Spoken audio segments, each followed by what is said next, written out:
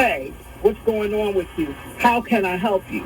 Now, this is what our elected, and I'm not speaking of you, Tracy, because you're of a different breed. But I am speaking to every single elected official that have knocked on the door and asked for people to vote for them. How many of them asked that person while they were at that door, what can I do to help you? Wow. They grinding some people up this morning. Then tell me, what did you do after They that? grinding people up this morning. I hear it. I ran twice. But you know what? They don't want people that is really going to do the work and be represent people in their community. That's what we're looking for. Organizations that are actually doing the work and have proven that they have a track record of bringing forth the issues of the people and working towards policies and legislation to help those people. Those are the organizations that are going to get the money. But you know what? The squeaky wheel gets the oil. And some of those squeaky wheels are not out there for the people. They're out there for their own personal agendas. Wow, they need to go to jail, to the feds. Sure who they are. They're going to the feds. That's grant money, and that's state tax money. When you steal state tax money, you get automatic 10 years in the feds. Asking for anything, because they know the most important thing are the people and their survival. And if you have to give of yourself, I've given up my pension money, I've given up my savings, wow. and I've given homes and cars to people. But how many of these organizations have really dug in and are doing early those morning things? conversation. I want them to get the money. I want them to get the money if that's what they're doing. All right, great. Tracy, thank you. Tracy, I'm going to come back to you. Melissa, I've got 2 minutes for your comment. Somebody. Okay, so the money. Our schools, first things first. We all know that it starts with education. Right. When our children are knowledgeable and have skill and sustain, and they can get jobs and they can take care of themselves. After all this huge infusion of money, City of Philadelphia got $700 million in May 2020. Wow. Another $700 million May 2021. Damn. The school district alone got close to $1 billion. There's no reason for any school in Philadelphia County to be not to be up to par and fully run clean and having running water. Why they don't got no books to bring home? I'm tripping off that. Free and field ceiling. So that's first. All of our schools should be up to par. All of our children, again, I'm going to say it, all of the kids in Philadelphia County should have access to technologically advanced learning spaces like they have in Lower Marion, like they have in Cherry Hill. No excuses. The next thing, our children need art. They need music. They need well-funded athletic league programs. I was told by an older woman, she told me, if you keep your kids busy, they'll stay out of trouble. So keep our kids busy. Allow the kids to dream. Allow the kids to imagine.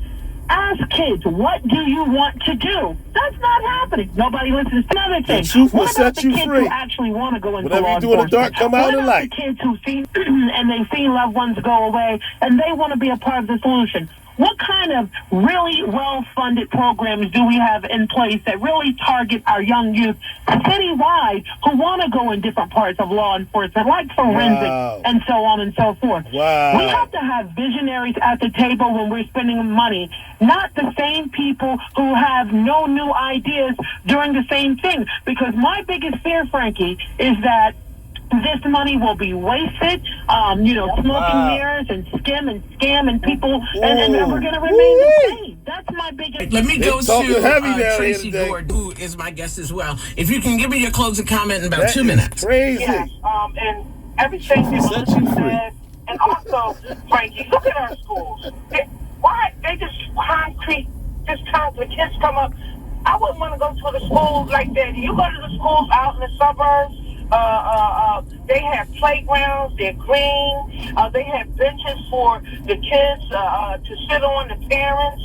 I just was instrumental in having my local playground remodeled because I became involved. My kids are grown, but I was like, why should my grandkids have to go out in the counties to go to a nice playground? Wow. She goes to school and it's all concrete. So we need to, this money needs to come to the people that vote you in there, which is black women. They come to us, so we have to collectively, and sometimes we, even we have to work together, and we have to call elected officials, including me, to the fire. You asked us to vote for you. We voted for you.